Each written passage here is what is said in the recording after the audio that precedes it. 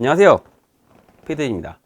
제가 유튜브를 시작한 거는 한 2018년쯤 됐지만은 실제로 디테일링을 한 거는 거의 한 14년 정도 됐어요. 저도 여러분과 마찬가지로 차가 생기면서 디테일링을 시작한 그런 케이스입니다. 얼추 그 정도 됐는데 생각을 해보면은 제가 최초에 디테일링을 시작한 14년 전부터 지금 유튜브 하는 이 시기까지 정말 많은 제품을 써봤어요. 정말 많은 제품을 써보신 더 많은 분들이 있겠지만은 제가 지금까지 써보면서 그리고 유튜브 활동을 하면서 이 제품은 정말 좋은데 이상 인기가 없어, 뭐 이런 제품들도 꽤 있었단 말이에요. 정말 제품이 좋은데 인기가 없어서 이해가 안 되는 제품 5가지를 한번 추려봤습니다. 일단 이 제품 소개들은 제가 어디까지나 개인적인 생각이기 때문에 여러분들 의견이 다를 수 있습니다. 혹시라도 저처럼 이 제품은 정말 좋은데 왜 인기가 없지? 라는 생각이 드는 아이템이 있다고 하면은 댓글로 남겨주시면 보시는 분들한테 많은 참고가 되지 않을까 싶습니다. 생각나는 제품은 많았지만은 세차 케미컬 종류로만 해가지고 5가지만 추려봤습니다. 그래서 첫 번째는 디크로닉의 나노밤입니다. 이 디크로닉이라는 브랜드가 인지도가 그렇게 많이 생긴 것 같진 않아요. 일단은 디크로닉이라는 브랜드에 대해서 말씀을 드리면은 제가 기억하기로는 광주 대상 셀프 세차장 대표님께서 슬리켄즈라는 이제 쇼핑몰도 같이 운영을 하시는데 이 슬리켄즈에서 제조해서 판매하고 있는 브랜드로 알고 있어요. 그래서 이 디크로닉이라는 제품이 지금은 라인업이 많아졌는데 최초에는 나노밤이라는 제품을 이제 기반으로 해가지고 처음에 확장을 되어가는 그런 제품이었는데, 오늘 설명드릴 이 나노밤이라는 제품이 제가 써봤지만 정말 기가 막혔다라고 생각되는 제품 첫 번째입니다. 제가 일단 디크로닉 제품 다 써보지 않아가지고 다른 제품의 성향은 잘 모르겠어요. 하지만 이 나노밤 같은 경우에는 정말 발수 능력 하나만큼 기가 막혔습니다. 우리가 예전에 초발수라는 개념이 잡혔던 그런 시절의 제품들이 있었잖아요. 뭐 그 대표적인 게 마약왁스였는데, 마약왁스 견주어도 저는 정말 발수 능력 하나만큼 기가 막히다고 생각이 드는 제품이었어요. 광도 색깔이 쨍하게 만드는 아크릴룩이었던 걸로 기억을 해요. 그래서 검은 차한테 아주 기가 막힌 효과를 발휘했고, 뭐 그 당시에 나왔던 많은 제품들과 마찬가지로 SiO2 기반, 즉 유리막 기반의 물왁스였기 때문에 좋은 성능을 발휘했던 제품입니다. 그런다고 시공성이 어렵냐? 꼭 그러지만은 않았어요. 이 제품이 나온 지가 제가 알기로는 한 5년 정도 된 걸로 알고 있는데, 그럼에도 불구하고 지금 제품들과 견주어도 저는 성능적으로나 뭐 시공성적인 부분, 여러 가지 부분에서 전혀 꿀리는 부분이 없는 제품이라고 생각을 합니다. 제가 기억하기로는 지속력도 나쁘지 않았던 걸로 기억을 해요. 만약에 내가 발수에 중요시하는 그런 스타일의 세차법을 쓰신다고 하면은 이 나노밤은 정말 좋은 아이템이 될 것 같습니다. 두 번째는 리바이브 브랜드의 사틴 타이어 드레싱입니다. 이 제품은 제가 예전에도 정말 좋은 제품이라고 설명을 드린 적이 몇 번 있어요. 지금은 리바이브 총판이 오토워시지만 옛날에는 슬러그라는 업체에서 총판을 갖고 있었어요. 이 슬러그라는 브랜드에서 최초의 그 리바이브 총판권을 따와가지고 국내 최초에 판매를 하게 됐는데, 이때 마케팅이 너무 카샴푸에 집중이 된 나머지 제 2차 마케팅으로 이제 사틴 타이어 드레싱을 하려고 했었는데, 이게 좀 어긋나져가지고 마케팅이 안 된 상태로 이렇게 애매모호하게 리바이브가 이게 알려진 그런 케이스의 제품입니다. 일단 사틴 타이어 드레싱 같은 경우에는 수성 기반의 타이어 드레싱제예요. 그렇기 때문에 잘 흐르지도 않는 젤 타입이에요. 저도 수성 제품을 몇 가지 써봤지만은 수성이라고 해서 막상 써보면은 실제로 광이 나는 제품들이 의외로 많아요. 물론 유성처럼 반짝반짝한 광은 아니지만 그래도 은은한 광이 생각보다 세가지고 이거 누가 봐도 뭐가 광나게 뭐 했다라는 느낌이 들 정도의 그런 제품들이 대부분이에요. 하지만 사틴 타이어 드레싱은 진짜 수성의 본연의 성능을 발휘하는 그런 제품이었어요. 진짜 바르면은 광이 난다는 느낌보다는 그냥 새 타이어를 갖다 놓는 듯한 느낌, 그냥 관리자는 새 타이어를 갖다 놓는 느낌이었어요. 그렇기 때문에 정말 멜트하고 정말 깨끗한 새것 같은 느낌의 타이어의 느낌을 줬어요.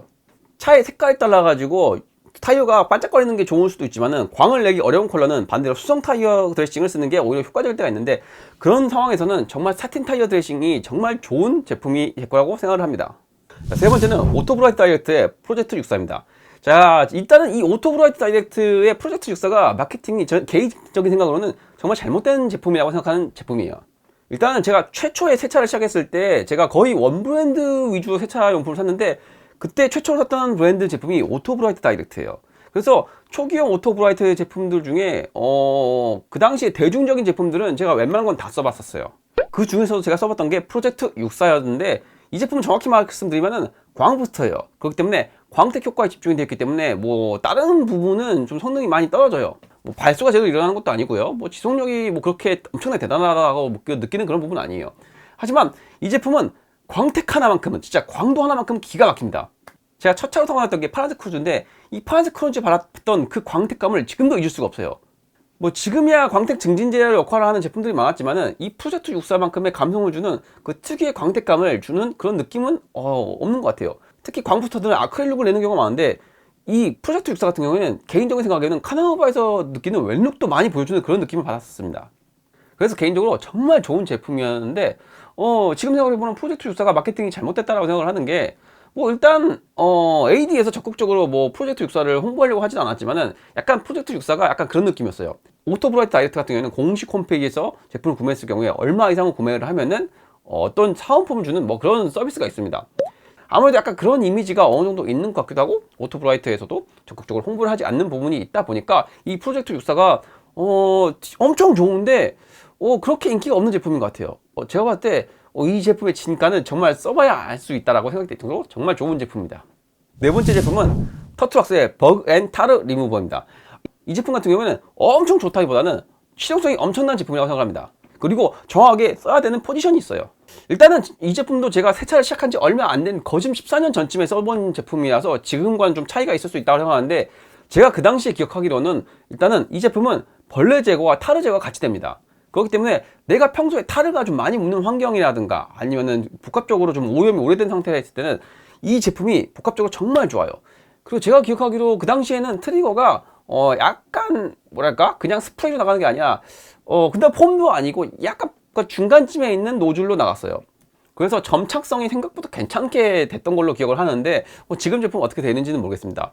물론 터트락스 성능상 뭐 그렇게 엄청나게 성능이 세다라는 느낌은 아니지만은 타르와 벌레 제거를 한꺼번에 된다라고 설명하고 있는 제품은 제가 봤을 때 전 세계적으로 기억나는 제품이 없어요. 그래서 터트락스밖에 기억이 안 나는데 타르와 벌레 제거 혹은 타르와 프리워시 개념으로 접근하시는 분들한테는 이 터트락스의 버그 앤 타르 리무버가 좋은 제품이 될 겁니다. 마지막 다섯 번째는 ESQ에서 나온 유리 발수 코팅제입니다. 이 제품은 제가 알기로 지금도 제품이 똑같은 걸로 알고 있어요. 이 제품 같은 경우는 실리카 기반의 제품인데 제가 5년 전쯤에 이 제품 써봤을 때 가장 인상 깊었던 거는 지속력이에요. 제가 이 제품을 발라놓고 솔직히 유리 관리를 잘 안 하는 편이에요. 그냥 세차만 하고 마는 편인데 1년이 지나도 발수가 쓸만하게 살아남아있는 그런 제품이었어요. 그 전에도 뭐 여러 가지 제품을 써봤어요. 뭐 레펠, 고스트라이더 뭐 여러 가지 써봤지만은 글라코도 써보고.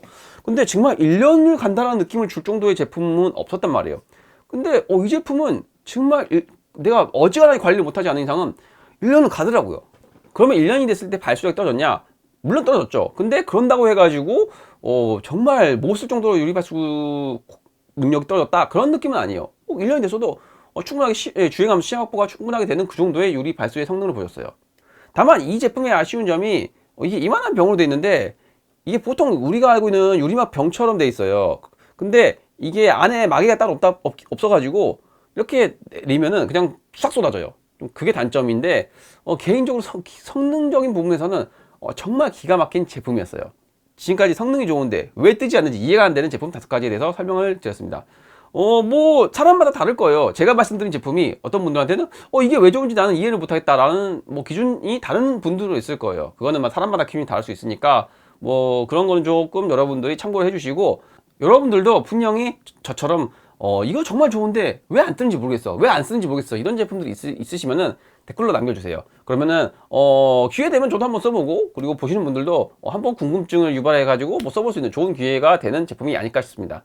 자, 오늘 영상은 여기까지입니다. 저는 다음번에도 여러분한테 도움이 될 수 있는 새로운 영상 가지고 다시 인사드리도록 하겠습니다. 오늘도 영상 시청해주셔서 감사합니다. 지금까지 PD였습니다.